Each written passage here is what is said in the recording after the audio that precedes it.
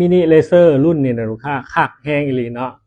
มีรีโมทมาให้พร้อมเนาะสามารถปรับโหมดออโต้โหมดเต้นตามเสียงดนตรีได้เนาะเรามี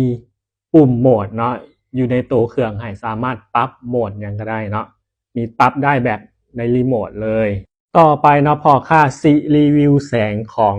มินิเลเซอร์เครื่องนี้ให้เบิ่งเนาะว่าจะเป็นแนวไหนว่ามันจะมีแสงสีสันสวยงามส่ำใดก่อนอื่นเราสิเปิดไฟทุกเทื่อเนาะเราต้องได้เปิดสโมกนี่เนาะตัวนี้จะเป็นเครื่องสโมกตัวนี้เขาก็มีขายเนาะ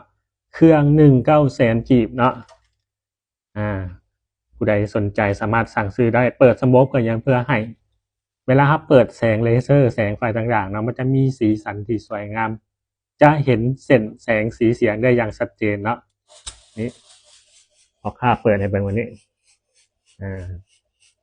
หลังจากเปิดสโมกแล้วเราต้องเปิดพัดลมเนาะไล่ให้ควันมันละเอียดกลับมาที่ไฟเนาะหลังจากเราเปิดสโมกแล้วเนาะก็ทำการกดปุ่มเปิดแบบนี้นี่เนาะก็จะเห็นเป็นแสงเลเซอร์